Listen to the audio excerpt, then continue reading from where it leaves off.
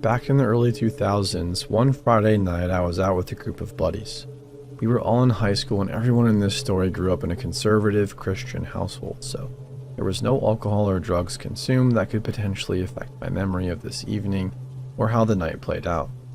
My friends and I were all meeting up at Jeremy's house to watch a movie that we checked out at Blockbuster. My buddy and I were in one car and arrived a few minutes ahead of the other two friends, which included Jeremy. Instead of going inside the house and waiting for the other two, my friends and I decided to park the car in the cul-de-sac and wait until Jeremy and the other friend arrived. We were talking and listening to music to pass the time, and I remember thinking this beat, having awkward conversations with Jeremy's parents inside. A few minutes later, Jeremy and our other friend showed up. Instead of getting out of the car to go inside Jeremy's house, the two of them just hopped in the back of the parked car that my friend and I were in. For the next couple of minutes, we were joking about how weird we were being and how it probably looked sketchy. But after a little while, we were just talking and laughing. It was a good time, and it was nice that we didn't have to keep the noise down or worry about Jeremy's parents eavesdropping on our conversations, which probably just consisted of the girls we liked and random stuff like sports or movies. After probably 90 minutes, definitely past midnight, a white van drove up slowly and parked in the driveway of Jeremy's neighbor. We were chatting about other stuff, but all four of us were watching the van intently. The guy sat in his van for a while, maybe 5 or 10 minutes. From our vantage point, we couldn't see the driver clearly, but we didn't want to leave our car and risk having him spot us. Also, there was an unspoken feeling that we all had that we needed to see who this guy was and what he was up to. After a little while, the guy emerged from the van. He appeared to be alone, and he was wearing dark clothing. He was a clean-shaven white dude in his 30s or 40s and had a full head of dark hair. If I saw him in the street or at a gas station, he wouldn't have stood out in any way. Jeremy said that he had never seen the guy before and that he definitely didn't live in the house. The stranger just stood next to his van in the driveway, looking squarely in our direction. We were all ducking down on the car, so he couldn't see us clearly, but we had to stay high enough in our seats to be able to watch him. I honestly never felt like we were in immediate danger because there were 4 of us and we were all over 6 feet tall. And we were at a pretty safe distance if he did try something. But in hindsight, if the guy had a gun, we would be in deep trouble. After a few moments, the guy turned around and walked around the front of his van, out of our sight. We then caught a glimpse of him walking in the darkness of the driveway and then to the front porch of the house. He never looked back in our direction, and he didn't appear to be in a rush. He just walked up the front porch steps calmly to the front door, and he just stood there. He never knocked or rang the doorbell. He was still as a statue, every now and again tiptoeing some as if to peer into the glass at the top of the front door to see inside. His hands appeared to be empty, so he had no weapons or tools from what we could see.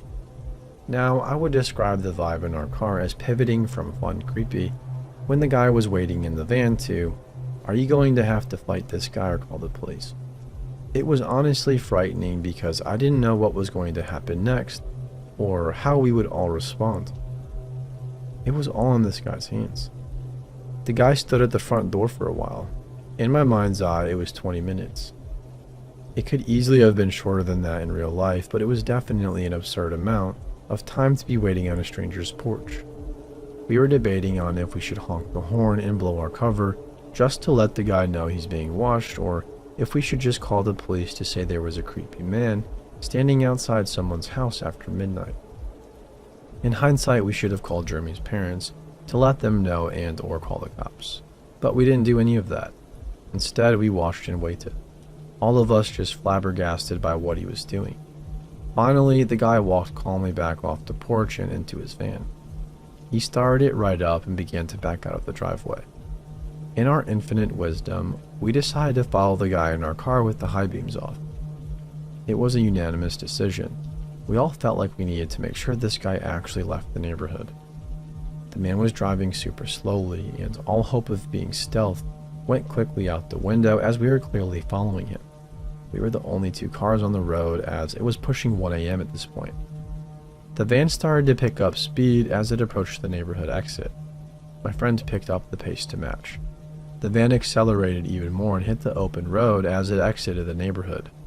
We stopped the car at the exit and waited to ensure he didn't hit a U-turn and drive right back. I remember being relieved that we weren't following the guy for any longer, because that would up the ante even more. After a few minutes, we turned the car around and headed back to Jeremy's house. We all had a rush of adrenaline and were talking about how crazy it all was. We got back to the cul-de-sac and parked the car in the same spot. We emerged from the car and began to walk towards Jeremy's house. Looking back at the car, I pointed out to the guys how we were parked directly below the street lamp, so the car was clearly illuminated. We couldn't have been more visible if we tried. The whole stakeout, we thought we were being incognito, but the guy could probably see all four of us the entire time. Because we were jazzed up and much younger, we didn't sleep well that night. Every 15 to 30 minutes, we would peek outside the window that faced the neighbor's house to make sure the van didn't return. To our knowledge, it never came back, or if it did, the guy risked being there at sunrise because we were up until at least 4 a.m. All night, we were asking Jeremy questions, and once again, he said that he had never seen the man or the van before, and he said there was zero chance he lives there. We asked if he could be a relative or something, and Jeremy said no. Writing this now, I'm very grateful that the neighbor's family wasn't attacked, and that the guy didn't escalate things with us watching and following him. It was a creepy encounter, but nobody got hurt. I do feel regret about not calling the cops with the guy's description and license plate number, which one of us wrote down pretty early on in the encounter. It would have been smart to have the cops get something on file on the guy. In addition to the night's oddities, what strikes me now is how random it was for us to be sitting outside in a parked car, and for that long. My friends and I had never hung out in one of our cars like that before, and we never did afterward either. It was a one-time thing, and we just so happened to be staying at Jeremy's, which I think I've slept over maybe 4 or 5 times over the entire course of high school. Even though it was a scary evening, I'm glad we were there and that the guy could see us. It's scary to think what would have happened if we weren't there to bear witness.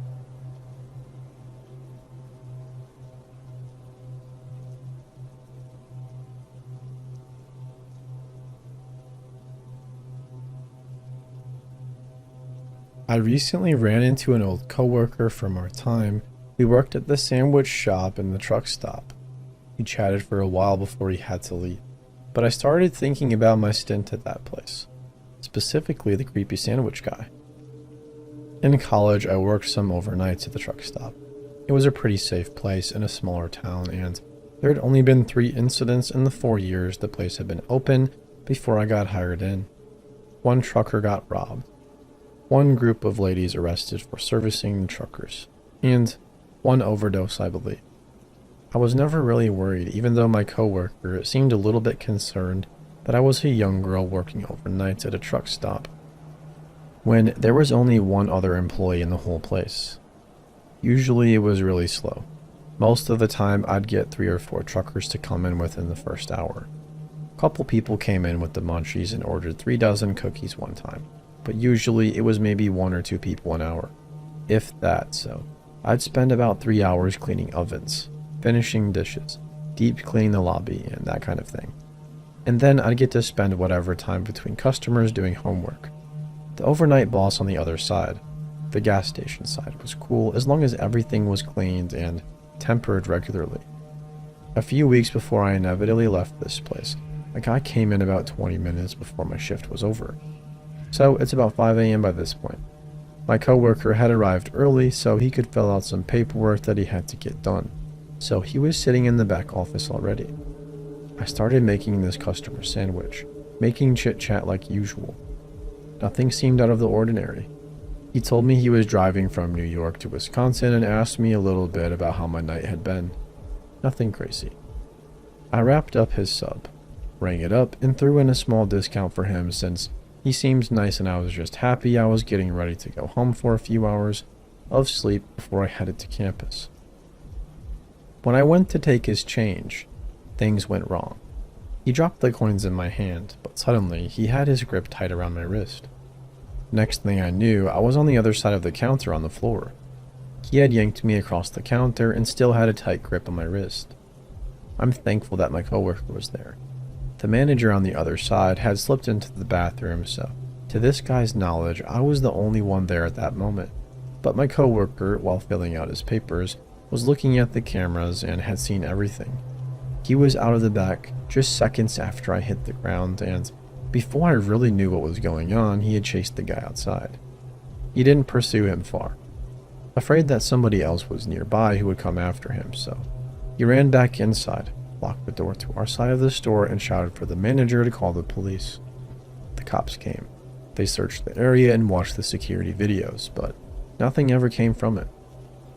The guy disappeared and I never heard anything about him. I put in my 2 weeks notice the following day after my nerves had calmed down.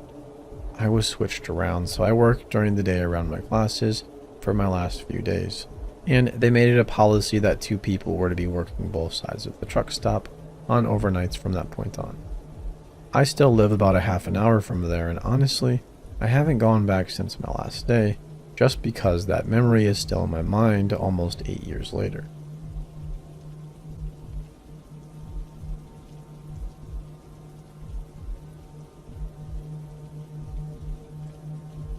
I've been reading the newest stories on here, and one in particular brought back a memory of what happened to me in 2005, so I thought I would share it. I was 19 or 20, between my first and second year at uni, and found a summer job at a local video rental store. I missed those. It was open 8 a.m. to 1 a.m., so whoever was working the afternoon shift had to close up. It was located in a calm downtown area only a couple of blocks away from the city center. And whenever I had to close, I always took a taxi home, so I never had a reason to worry about my safety. After the first month, I had already learned who the regulars were, and because I was friendly and chatty, I started feeling in my element soon enough. I knew who the good clients were and who were the ones who always tended to be late to return DVDs and tried to evade the fine. There was, however, one client in particular who always gave me the creeps from the very first time I saw him. He was young, maybe in his early 30s, with dirty blonde hair and blue eyes, and whenever he came to rent or return, he always was kind of hostile towards me, even in mundane exchanges. The sulky and rather sarcastic way he spoke to me gave me that vibe. I didn't take it personally, but let's just say he wasn't my favorite customer. So imagine my surprise when one day I come to work and my colleague tells me that one of our clients had asked about me when I start work. She was teasing me that he must like me, and I couldn't really think of who the said client was because she didn't remember his name. When he came to ask about me, he didn't rent or return a DVD, so she couldn't access his account. So she leaves and I start my shift, and it was really busy that day, so I quickly forgot all about it. But then in the evening, when I was less busy, around 8 p.m., guess who enters the store? The grump. At this point, I still haven't made the connection in my mind, and I groaned inwardly thinking, ugh, why always on my shifts? Then instead of going through the aisles to pick a movie, he heads straight for the counter where I am and starts asking me questions like what my name is, where and what I study, if I have a boyfriend, and I'm trying to be casual and polite, even though he is once again talking to me with that hostile vibe, which didn't really make any sense to me. Then he starts going away, mid-sentence, but suddenly turns back to me and declares that he will come pick me up tonight after my shift is over, and will walk me home. I stand there completely puzzled and weirded out. Then I try to politely dismiss that offer by saying that I normally call a taxi, so no need. But he doesn't even hear me. He stubbornly says, "Tonight I will walk you home. I will be there by the time you close." Now after he left, I felt relieved and tried to laugh it off and think nothing much of it. However, the later it got, the more creeped out I started to feel. I was wondering, what if he really comes? What would I do then? I have decided to risk closing off earlier, so at 11:30 p.m., I have gradually started the processes of finishing the shift when suddenly I see a few guys passing by the store on the street, and I recognize an ex-classmate of mine. I quickly run outside and shout his name. He comes back. We greet each other with a hug. We used to be friends in high school, and I tell him all about the creep and that I was scared. My friend Theo says he is going with his friends for drinks, but he will make sure to return around closing time and see me home. I exhale in relief because I no longer have to close early, something that made me anxious to do as I hated breaking the rules, even though it was unlikely I would have been caught. And I get back inside, arranging DVDs in a much calmer state of mind. Around 12:30 a.m., I started washing the floor and thinking I might have overreacted by getting so worked up about this whole situation, and that maybe the guy was a harmless grump who wouldn't act on what he said. Then I hear the doorbell tingle, indicating somebody has entered the store. I go to the counter and stop in my tracks because I see him, the guy, slowly approaching me with a determined stare. I start shaking all over and look outside, but the streets are empty. So I try to remain calm and not give any nervousness away in case I trigger him somehow. I continue finishing my shift when he asks me if I am ready, and I once again repeat that I don't need to be walked home because I have other plans anyways. This seems to annoy him and he asks what kind of plans, since I didn't mention anything before, and my facade slips a little bit when I adamantly explain that it is not any of his business, but I made those plans after he last came, so I ask him if he doesn't intend to rent, to please leave as I have to finish up and close. He doesn't even budge. He just stubbornly stands there and says, "You have no plans. I will walk you home when you finish." Now at this point my treacherous chin starts to tremble a bit because I am on the verge of tears. I feel angry, frustrated, and scared. I'm looking at the clock every few seconds and contemplating my options, in case Theo forgets about me and doesn't fulfill his promise to return. It was 12:58 and I was still stalling, seriously wondering if the situation warranted a call to the police. I was pretty anxious to call them, first because I didn't want to trigger the guy, but also I was afraid to be scolded for bothering the police with insignificant things. Then I hear the doorbell ding again, and we both turn to see Theo walk inside. I have never been more glad and relieved to see him, so I put down what I am holding and run to him. He slides a protective arm around my shoulders and asks if I am ready, and then looks at the creepy guy in that non-verbal defiant male way of saying, "You got a problem, bro?" Now this would be a good time to mention that Theo was a tall, bulky guy who did sports, so he was not someone you want to mess with. In comparison, the other guy was rather slim. The creep looks at us for a few seconds as if weighing in his options, but then resigns and leaves. But before he goes out the door, he turns to me with a vicious glare and says, "This isn't over." Theo started for the door and the guy quickly left. Theo walked me home and warned me to speak to my manager and colleagues to warn them about him. The next day I told them everything, and I had to start taking only morning shifts for a while. A few weeks later, one of my colleagues said that the creepster appeared and asked about me again. Mind you, he asked when I would be working the evening shift again. They told him I only do morning shifts, so he seemed disappointed. He then started ranting and said that I led him on and then rejected him. And my colleague told him that she actually knows what happened, so it would be best if he left me alone, unless he wanted trouble with the police. That seemed to work because since then, he never returned to the video store, at least not while I was working there. I don't know what his intentions were, but man, am I glad for Theo being in the right place at the right time, as who knows what would have happened if he hadn't been.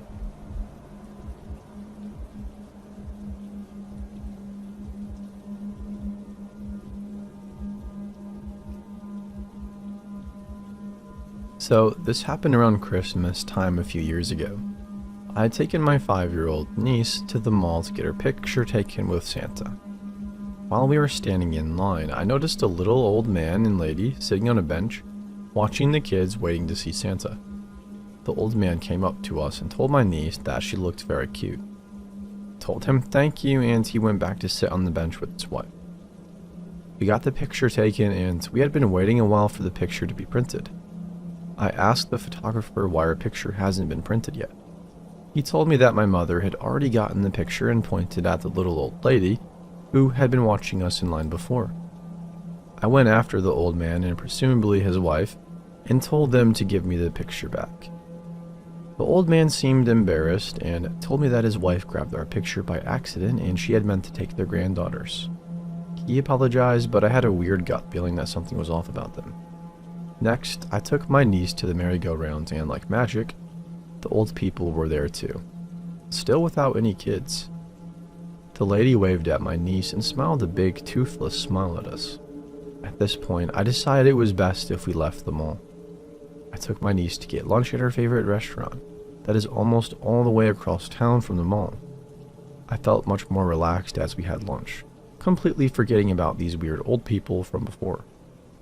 As we were driving home, my niece spotted a playground that is close to a different, much smaller mall. She begged me to stop at that playground. There was a young man there with a little boy on the swing, so we weren't alone. Another car pulled into the parking lot shortly after we got there. We played for a little while and I noticed that no one had gotten out of the car. I looked at the driver's side of the car, and sure enough, it was the same old people. They had followed us from the mall to the restaurant and then to this playground. The man was staring straight at me and my niece, like he was hunting us. I noticed that he had his arm down and was moving it up and down, and it clicked, he was masturbating in his car. I didn't want to scare my niece, so I subtly alerted the young man who was also at the park. I got my niece into the car quickly and drove into the mall's parking lot and called the cops and mall security. I didn't want to stick around long enough for my niece to see this man getting arrested, so I gave the cops my number and left for my dad's work, where I figured we would be safe in case the old people followed us again. The cops called me back a few hours later and told me that by the time they had gotten there, the couple was gone, but they were looking for the description of the car I gave them. It makes me physically sick every time I think about the fact that these old people are out and about and seem totally harmless when they are perverted sex offenders or, even worse, kidnappers.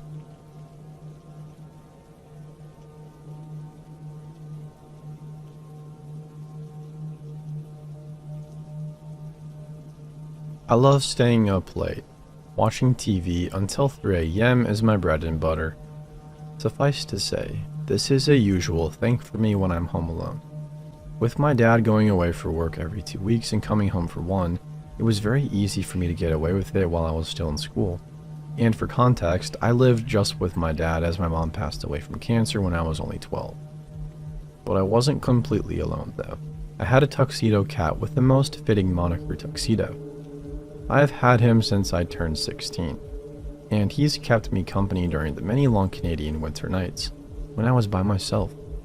His two favorite places to sit were the small red couch on the right side of the TV and the small table that was placed in front of the large living room window. I also occupied the big red couch right in front of the television. One more important thing to say is that my dad always insisted I close the curtains in the large living room window when it became nighttime. To him, he thought it was dangerous to let people see into the house and could tempt them to break in. But in my mind, I always figured nobody would be that dumb to break into a house with lights on, instead of a house with no lights at all. So I usually just left them open the entire 2 weeks he was away because laziness, I guess. So on this particular night, I was watching a documentary. I think it was about some couple being held hostage somewhere in Australia. These certain documentaries would be on very late, which wasn't a problem for 18-year-old me in the slightest. Tuxedo obviously felt differently, as he had chosen to gaze outside the living room window instead. As it had just entered commercial break, Tuxedo started giving soft cries as his eyes were staring in the direction of the front door, which was on the left side of the window. He usually does this if he sees someone outside at the door, which is more commonly done during the day than the night for obvious reasons. It was actually very out of the ordinary for Tuxedo to do this so late. At first, I assumed it might have been an outdoor cat or wild rabbit by the door, but I could tell Tuxedo's wail was especially worrisome, so I decided to check it out for myself. Here's the layout of my front door entrance. Tuxedo and I were on the top floor, but the entrance was at a lower level that was between the top floor and the basement. There was a small staircase that went down from the top floor towards the front door, and a second small staircase that went further down away from the door to the basement. Hopefully that was a good explanation of it. So I'm standing at the top of the staircase, about to go down and open the door to see for myself, when I see a large shadowy figure in the frosted glass on my front door. I nearly collapsed to the ground when I saw this. It was definitely not my dad, and at 11 p.m. at night, it was certainly not something I expected to see. I could tell whoever this was had something in the door and was trying to pry it open. At that moment, something came over me that I can't explain. It might have been the fact that I knew I had no one in the house to help me, or the fact that I felt an urgency to protect Tuxedo from this intruder. But I grabbed my cell phone off the arm of the couch and threw on the lights over the front door. The shadowy figure was now fully visible and clearly startled as our eyes met through the frosted glass. His face displayed in a jagged reflection. "Leave now. I'm calling the police. Leave." I didn't even get to finish before he was dashing off my yard and into a car across the street. Before I could even tell the make and model, let alone a license plate, he was gone.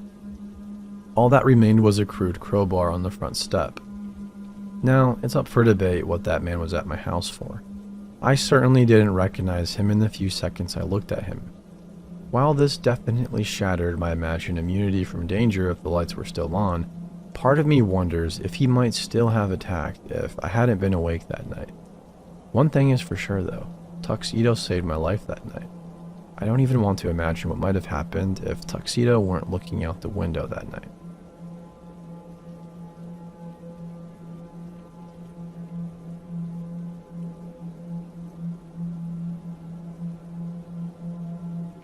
This is my first time posting on here and I'm writing this on my phone, so please bear with me. Some info before I start. I'm from Texas, so I don't have many shoes with treads on them. The ones I had gotten too worn and eventually tore. And I need to buy some new ones soon. Also, I'm a chubby 5'4" girl and this was 8 o'clock at night. This also happened on a very popular and busy street. I live in Chicago for school and I needed to get some things before the polar vortex. The school I go to is near State Street and I decided to go to Walgreens that was near the Chicago Theater. I had to stop by Target and then at that Walgreens. As I purchased everything and made sure I had packed in everything, I headed out to the doors. As I walked toward the exit, I noticed a tall man was headed in the same direction at the same time, so I decided to let him go first. But he just stood there staring at me. He didn't make any gestures, but I still thought, maybe he just wants to be nice and be a gentleman. So I went head first and he followed. I noticed that it had started slushing and knew I was going to start sliding everywhere because the boots I had on had very thin treading on them. So I had to slow down on my walking or I would fall on my butt. I start walking and it's at this point that I notice him walking the same pace as me. I thought I was in his way, but I also thought that the sidewalk was extremely big and he could easily walk around me. I still stepped to the side to see if he would go around or something, but his shadow followed right behind me. I tried walking a little faster, but I could already feel myself slipping and losing balance. He ended up walking a little faster to catch up to me, and soon he was right next to me matching my walking pace. I asked if he needed anything, but he didn't say anything. When I was in front of the theater, he ended up going in front of me and just stopped me in my tracks. I tried to go to the left of him, but he steps in front to cut me off my path. Tried the right and did the same thing. I paced a little bit faster and he ended up just circling around me. He ends up blocking my path again and gets a cigarette and just gets right up in my face and tried to light it but couldn't because of the slush and wind. I took that chance to slide away from him, but he keeps trying to cut in front of me while lighting the cigarette. I made it to the stop to go downstairs, but because he was super tall, he used his massive body to block the stairs in front of me. He was staring me down and I wasn't sure what to do at that point. To my luck though, an older woman was passing through, and he let her through. I dashed through the small opening he made for her and asked if I could stick with her because of my situation. She was very understanding and said of course. I wanted to tell the personnel, but of course there was nobody in the booth. We took out our cards at the same time and went through the turnstiles at the same time as well. He saw that I partnered up with her and tried to dash to us, but he ran out of money or something because he didn't go through till a few minutes later. My new friend and I started to make small talk to calm me down a little bit and ask what train I was going on and what my stop was. To our surprise, we were headed the same direction with the same exact stop. He followed us down and was still smoking a cigarette, but that's when the personnel noticed and was walking towards him. He turned around so that he could smoke his cigarette fast, which meant that he looked away from us. At that point, my train arrived and we both got on. He saw us and tried to get on, but missed it by a few seconds. We both thought that was a close call. We continued to talk even after we got off at our stop, and to our surprise, she basically dropped me off at home because she lived a block further up ahead of me.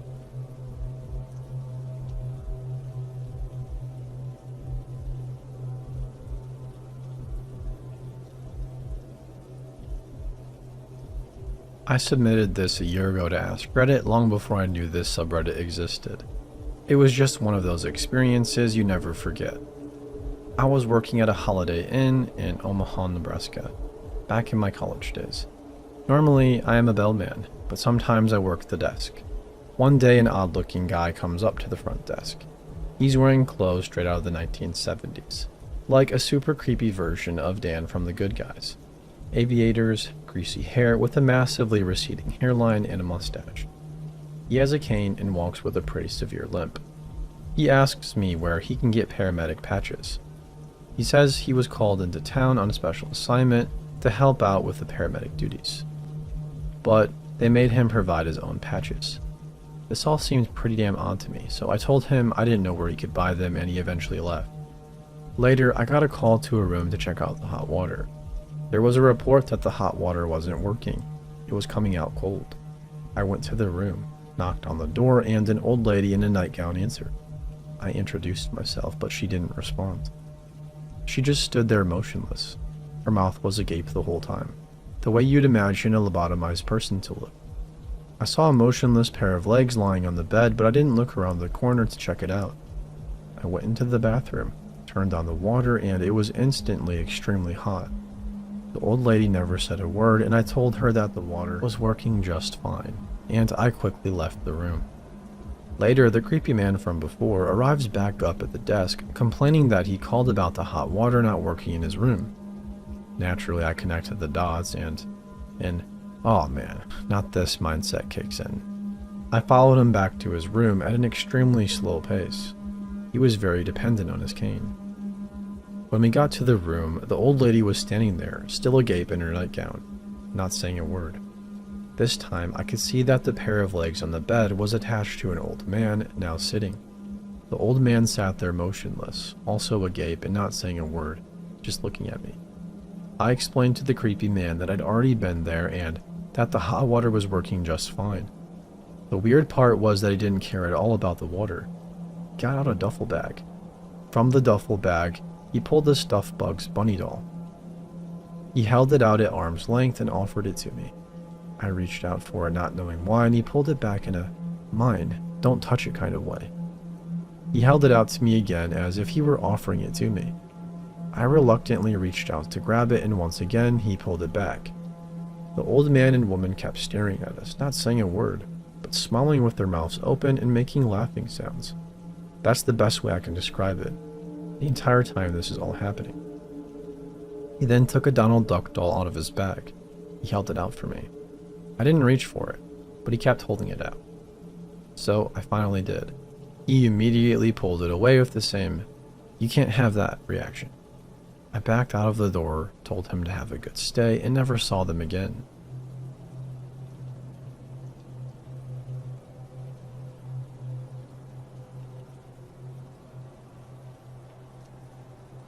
My husband began working overnights a few months ago, so this means my dog and I usually watch TV and sleep the night away before he gets home.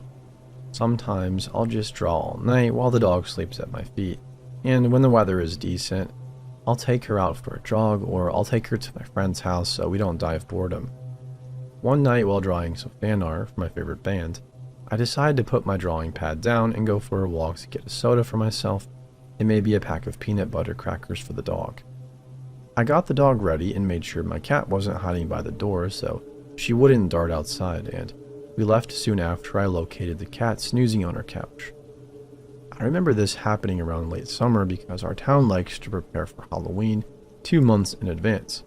Pumpkins started to appear everywhere, and my dog liked to try and stop to steal tiny pumpkins from cute displays that local mom and pop stores put up.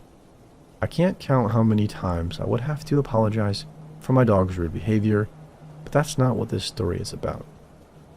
Sorry, I think I'm rambling and remembering the funny things my dog does. While jogging carelessly and dragging my 70-pound pit bull mix away from her beloved tiny pumpkin displays, a man across the street started yelling something I couldn't make out. At the time, of course, I turned around and asked him what he had said. We had a short and uneasy conversation that went something like this. Man, yeah, what are you doing out here? It's kind of late. Me, just taking the dog out for a walk. Why? It was 9:30 p.m. Man, isn't the old man supposed to do that? Me, wondering if I even know this jerk. Well, he'll be back from work when I get home. Man, oh really? Does he always let you take the dog out this late? After the man said that, he started moving across the street quickly and wouldn't break eye contact with me. I started backing away like I was ready to run, but my 70-pound blue pit bull mix started growling and snarling. Somehow my dog knew something wasn't right at all. The man snapped out of his BS and looked down to see my dog flashing her pearly white teeth. My dog lowered her head and stared at this idiot in his eyes. The man tried to laugh it off and took one more step forward. This set my dog into a freaking rage. My dog lunged and barked like she was going to rip his head off. I'm so thankful I had a grip on her leash, otherwise this man may have been doggy kibble. The man finally got the hint and turned back. He said something else that I couldn't make out as he left. I don't want to know what he could have done, but I was happy to have my dog with me that night. I just wanted to add that my dog has always been a very friendly dog, and she has never tried to attack anyone before or after this incident. Again, I'm just so glad that she was there to save my butt from some idiot that night.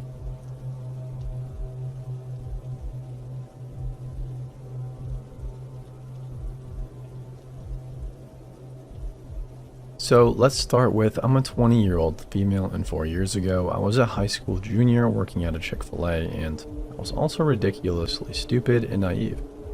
So about 4 years ago I started my very first job at a Chick-fil-A, and for some reason my first and last name were on my name tag. Anyways, I apparently took this guy's order, Scott, and he memorized my name and looked me up on Facebook. I very stupidly added him because it said he went to my high school at the time. Well, he messages me and I quickly find out that he has not only graduated high school, but also has graduated from college. Now, at the time, I was like, oh, this isn't that weird. But now that I'm actually in college, I find it very strange that a 22-year-old was hitting on a 16-year-old. Anyways, we're talking and he tries to take me out on a date to an orchestra concert that's over an hour away from my house. I was at least smart enough to reject this idea. For the next couple of weeks, he kept messaging me and I kept messaging back for a while. He started asking so many personal questions about my age, sexuality, and other stuff. But usually our conversations were very platonic. But he still always commented on my looks and how attractive he found me.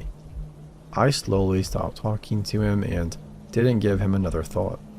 Then my graduation rolls around and he messages me again, trying to get me to go out on a date with him, but he refuses to tell me where, so obviously I refuse. So then I had completely forgotten about him until recently. I currently work in a resource lounge for students in a student center for my college.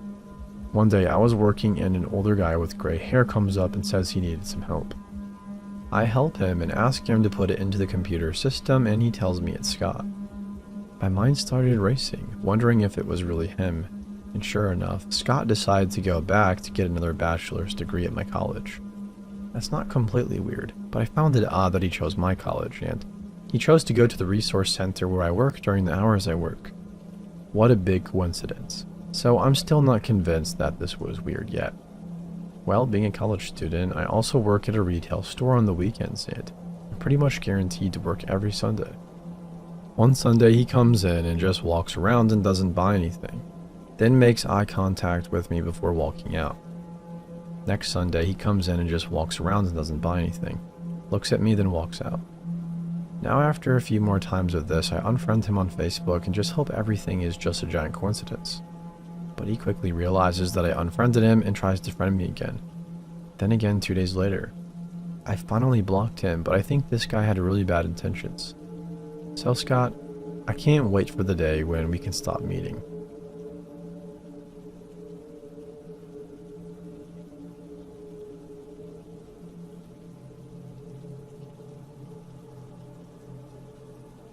I grew up in a town in a relatively rural part of England.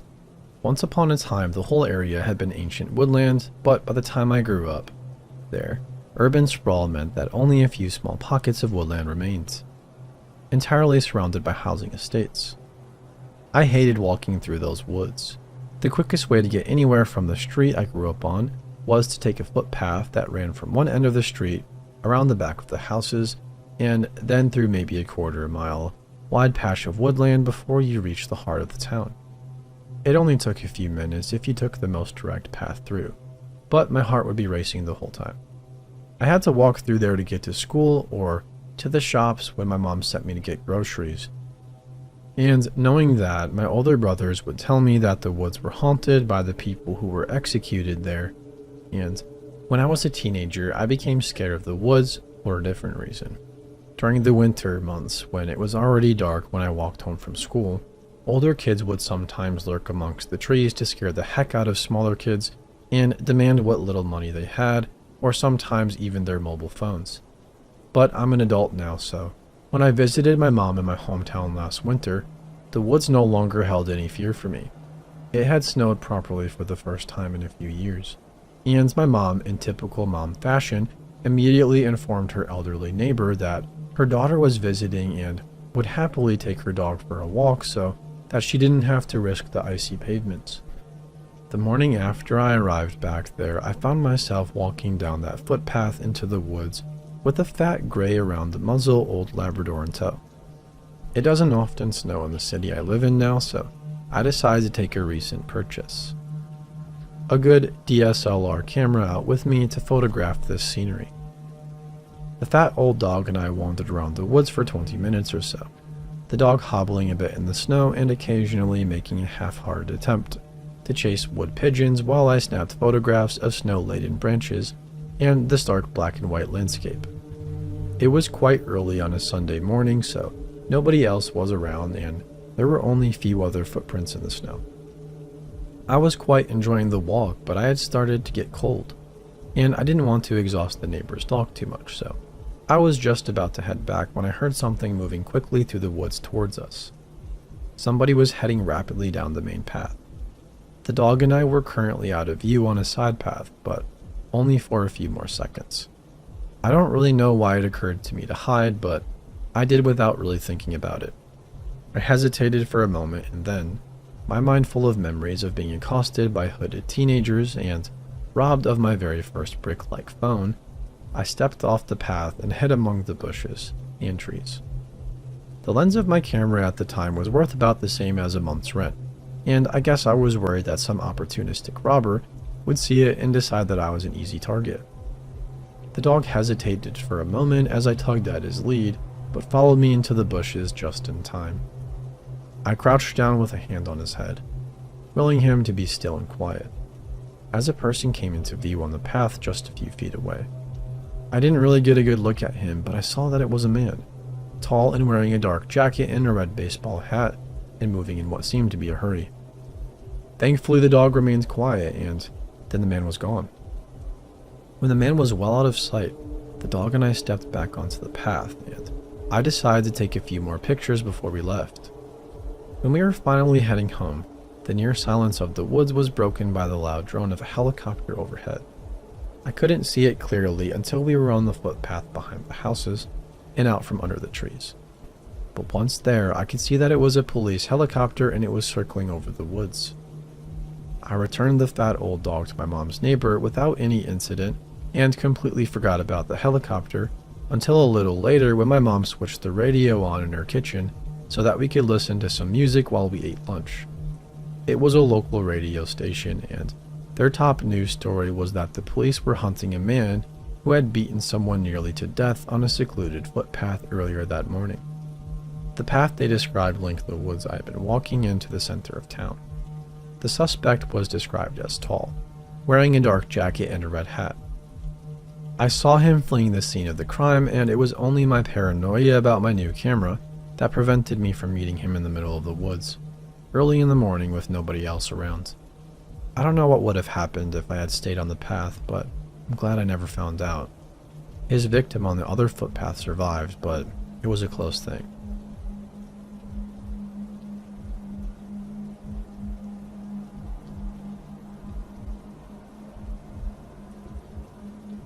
I love this subreddit, and I'm sure this is just the first of a few stories I will post on here. This first story happened to my father. My dad has had many jobs throughout his life, and in the 70s he was a pig farmer. He would raise pigs and sell them by the pound at auction. Then he would deliver them to the buyer. Well, one time he was delivering a load of pigs to a buyer way up in Butt F Nowhere, Arkansas, and one of the pigs got away. The pig ran into some woods next to the property, and my dad finished unloading the rest of the pigs before going off to find the one that ran away. It took him a while to find the pig, and my dad says he honestly wishes he hadn't. When my dad found the pig, it was dead with an arrow sticking out of its side, just before my dad walked up to the pig's body to see who the heck shot his pig. He heard two men coming from deeper into the woods, whooping and hollering. My dad ducked behind a tree just as two really gnarly looking dudes came running up to the pig. They were both wearing overalls with nothing underneath. One of them had a really gnarly looking cleft lip. My dad said he looked just like the guy from the Hills Have Eyes remake, the one with the road spikes. The other guy was just really old and skinny. The two men picked up my dad's pig and sliced open its stomach, spilling its guts onto the ground. Then the two men dragged the pig off. My dad followed them.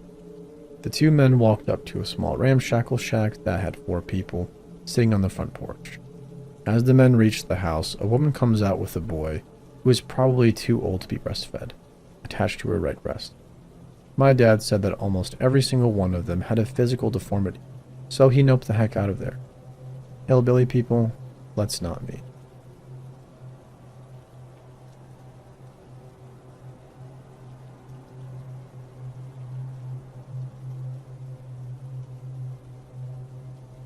I've commented on the short version of this once before, but I'd really like to share it with more people. This experience was legit one of the most terrifying things that's happened to me walking my dog, and he's done some weird stuff, like pulling a used condom out of a bush and whipping it around like helicopter blades. Sort of weird. So back in 2015, I had the choice of getting a dog and getting a smartphone. I'd never had a dog in my life, or a decent phone come to think of it, and I'd been saving up for a phone anyhow, so naturally I picked the dog. My dad knew a fellow who had a couple of border collies that had recently had a litter, so we drove out and the dude gave me the last pup. Enter Bailey. A couple weeks after he got his shots, I started walking him. My parents figured I was going to be hanging out at the local park with my new pup, so I could get him socialized. But no, I chose to take him around the perimeter of a nearby farm to keep the farm dog in him. I'd been sneaking out to this farm for years. The farmer was an old family friend. My uncles had grown up working for him, so I knew if I was ever caught, I could just drop their name. On either side of the farm, there was some thick woodland, which no one had ever given me reason to be wary of. They probably should have. So, it's a sunny afternoon. It had been pouring down all week, and Bailey was itching for a good walk. I take him to the farm at our usual time, and we start making our way around to the woods on the east side of the farm. Everything is quiet, but Bailey keeps starting away from me to explore. He's a puppy, it's what they do, but of course I've been calling his name all the way around the field. We are about halfway past the woods. I could see the roof of the farmhouse over the next hill. Bailey's been pulling crap out of the bushes all the way along, and I just gotten him into trouble for rolling in a pile of fox crap. That's when I hear a man's voice calling my dog by his name. Like this dude I didn't even know was calling my dog by name. I knew it wasn't the farmer because I'd met him at family events like barbecues and weddings, so I knew what his voice sounded like. I go completely silent, but the guy keeps calling on my dog. It sounds like he's deep into the woods and maybe moving. He's calling my dog with an excited tone in his voice, which is what creeps me out the most. Bailey, meanwhile, is completely ignoring this dude and sniffing the now flat pile of poop. I'm like a tiny 18-year-old girl. The most combat experience I have is a month learning Taekwondo when I was 11, and I don't have a mobile phone. If that guy works out where I am, I'm screwed. And if Bailey decides to go in after him, I'm double screwed because I am not letting a possible psycho get his hands on my puppy. I can either run to the farm, which isn't too far away, or run back through the field towards home. I pick up my dog and sprint across the field. Behind me, I hear somebody emerge from the woods, but I'm already over the fence and sprinting back home with my puppy tucked under my arm. I get home and tell my mom. She brushes it off as some weird drunk dude. A few weeks later, I'm at my uncle's house and the farmer walks in. I told my uncle what happened, so he brings it up. The farmer asked exactly which woods I've been close to and said that some of his clothes had gone missing from his washing line. He'd put it down to strong winds, but now he's not sure. I take him and my uncle to the exact spot the next day, and all three of us go in and find a completely wrecked campsite. There are no clothes or anything, but the tent has collapsed in on itself.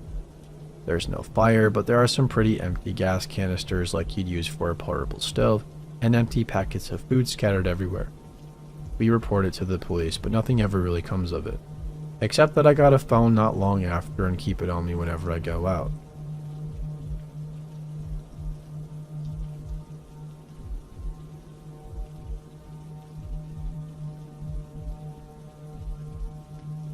Not eerie like some of these posts, but rather funny. Consider this a palate cleanser from the creepiness. So, I am a total night owl and frequently walk 3 to 5 miles late at night around my town. I love it because there is never anyone out, except occasionally random groups of kids, and my area has a lot of sidewalks and walking trails. One trail is dark and goes right behind a long line of nice houses. They all have relatively big yards, and since I walk the path frequently, I know it very well. One night a few weeks ago, I was out at my usual time, right around 11. I am always amazed on this path because people don't usually close their windows and blinds, and occasionally you look over at a house and see people. It always makes me laugh, but not being a peeping Tom, I just keep walking. As I am walking down the path, I look over and see a figure standing alone in a backyard and looking towards the house. I at first thought it was probably the homeowner, but something seemed weird. The guy had his hands in front of him and was just acting creepy. I am a light walker and decide that perhaps I should investigate and walk over. As I get behind him, I can see over his shoulder and have line of sight into a family room where a man and a woman are naked and pretty close to having sex. This guy had evidently hit the gold mine and was having his own personal peep show. It also seemed like he was making sure he enjoyed himself, if you know what I mean. I walked quietly up behind him until I was about 2 feet away, turned sideways to make myself less of a target and or run if attacked, and said very quietly and calmly, "What are you doing?" I have never seen anyone jump as high as he did in my life. I had completely surprised him and he let out a yell and ran away at an angle around the front of the house and away from me. The couple must have heard something because suddenly the drapes were closed in the room and I resumed my walk. In hindsight and after telling my wife, I probably should not have done what I did. Could have had a weapon, but I had followed my instinct and it all worked out. I doubt I'll ever see him again, and I am pretty sure I scared the crap out of him.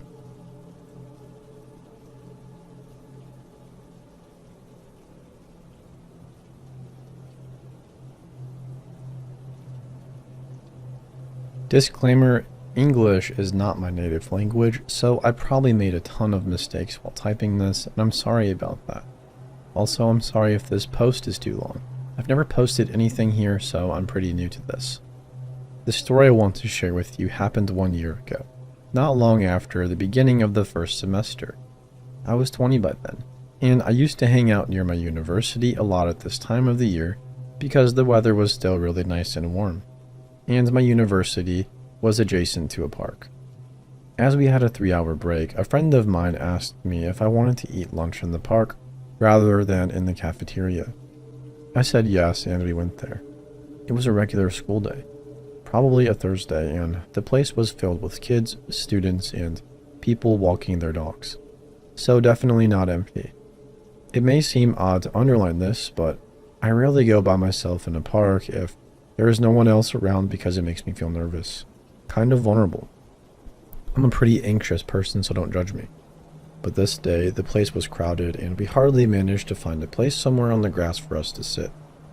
We ate, talked, and enjoyed the sunny weather for a good hour. After an hour, the park was way emptier than when we arrived. Almost all the children had left, and we were quite on our own. As we both wanted to smoke a little bit before returning to classes, and now that we wouldn't bother anyone with the smoke, we rolled 2 joints. I know it's not especially a good thing, but it was our habit when we hung out together. Anyways, the past belongs to the past, right? I was focused on rolling up when my friend suddenly asked me, "Do you see them?" I looked in the same direction as her, but I couldn't see what she was talking about. She insisted, "Those guys with the bag. They're staring at us." And then I saw them, maybe 50 meters away from us. 2 guys who seemed a little bit older than us were standing in the middle of the way, looking very intensely at us. They had no expression on their face. I'm kind of used to creepy men, whether they are polite or much more intrusive. You know, those who follow you in the streets, or those who inexplicably stare at you in the bus for 30 minutes. Those who won't leave your side until you give them your number. It can be really easy to get rid of them, but those kinds of encounters are often awkward, embarrassing, or worse. So I felt pretty uncomfortable, although I wasn't super worried. As I kept looking at them, I understood that they were going to talk to us. I asked my friend if she knew them and she answered no, adding that she hoped they would not come over to say hi. Unfortunately, a few minutes later, they were right in front of us smiling. There were 2 of them. The first one to talk introduced himself as Manny. He was a small, short-haired guy who was obviously on drugs, but I wouldn't know which ones, to be honest. The other one was a tall, pale, quiet guy. I can't remember his name. Let's call him Steve to make things easier. Manny talked and smiled a lot. He introduced himself and his friend, asked us about our day, and said he was happy about the warm temperatures. He seemed either unable to shut up or desperately trying to play it cool with us. Before we could even tell them to leave, he invited himself to join us on the grass, assuming that we would be okay with it. As a welcoming gift, he opened his bag. It was a huge plastic bag, one that you would take to do some groceries, and showed us a 4.5-liter bottle of vodka. I couldn't help but judge them. It was like 1 p.m. in a park in daylight, so it felt kind of ridiculous to me. His friend handed us a tiny and already used paper cup, but we declined the offer, saying that we needed to stay sober because we had classes to attend 2 hours later. Unfortunately, they had already drunk a fair amount of vodka, and they kept insisting until my friend told them, "I'm not the type of person who would drink vodka right after lunch. I either drink it on Friday night with my friends or pass my turn. Don't ask us again." I should tell you now, my friend is not a scaredy cat at all. To be honest, she's one of the bravest people I've ever met, and she's never uncomfortable in front of strangers. Usually when she's bothered by a weird person, she either acts weirder than him to make him feel more uncomfortable, or laughs it off, making jokes and acting friendly until she tells him to leave because she'd rather be alone. Or in the worst cases, she kicks his ass and leaves. So even if she didn't want their company, she was still unperturbed and relaxed. Way more than I was at least, and it felt good to have her by my side. They must have felt that she was serious because they stopped insisting, and instead they started to ask us things like, "Are you students? Do you have a boyfriend? Can I have your number?" And so on. We were both in a relationship and not interested in the 2 of them, but it didn't stop them from flirting. They kept complimenting us in a heavy, unpleasant, clumsy way, and we began to feel embarrassed. We could clearly tell that the alcohol was unleashing them. They were annoyingly enticing and openly flirty, and it escalated quickly from a sympathetic remark on the way we were dressed to nasty sexual advances. As I said, we were not interested, but they didn't take no as an answer. I was so uncomfortable that I avoided eye contact as much as I could while trying to find a way for us to get out of this situation. At this point, 2 other dudes, supposedly their friends, came and sat with us, even though we didn't tell them that they could. They looked dirty, idle, and stoned, and one of them had a scrawny dog full of fleas. Not really reassuring, but we kept our thoughts for ourselves. My friend said something like, "We should probably go back to college now." But it didn't work the way we planned. They offered to come with us, claiming that it was not the first time that they crashed classes just for fun.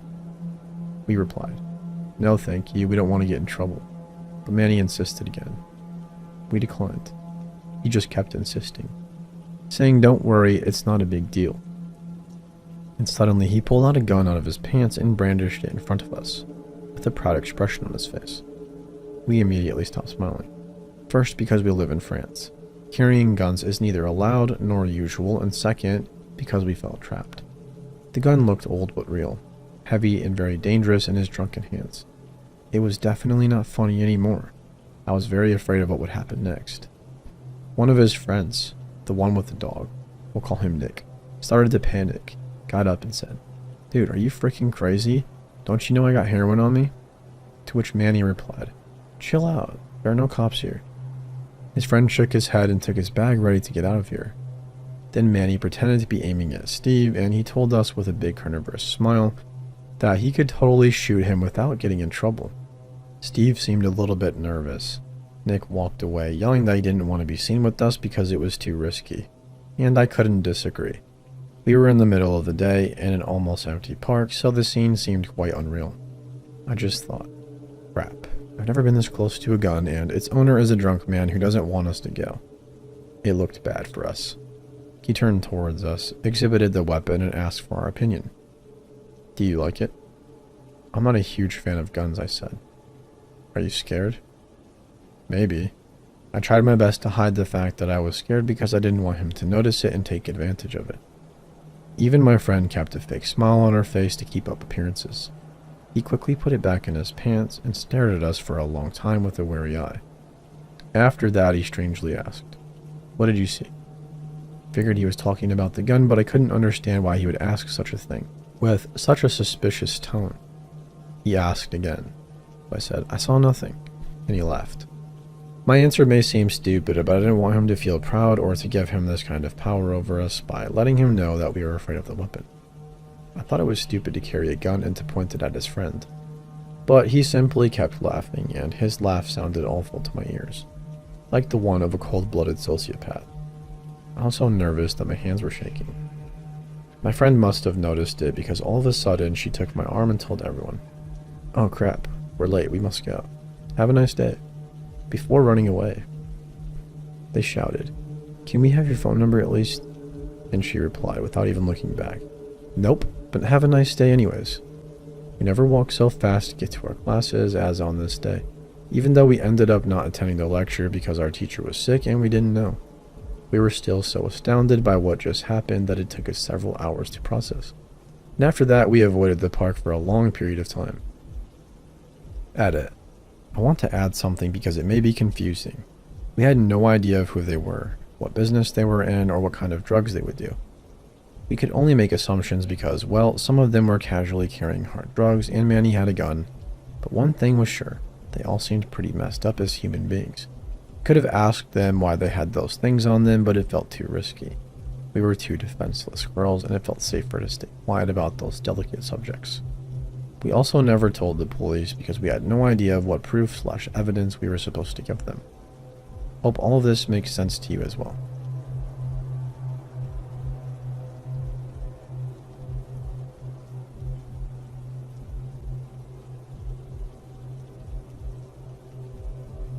My brother is 7 years older than me, so when I was 9 or 10, he was in high school and had to hide from our parents that he smoked and dipped tobacco. As a result, most days of the week after he got home from school, I was homeschooled. We would go out in the woods for about an hour or two. We lived way out in the country in an already rural part of East Texas, so there were plenty of woods to explore. The land south of our house was all owned by a mining company, and my parents didn't want us going out there, so we always crossed a fence to the north of our house and explored the woods out there.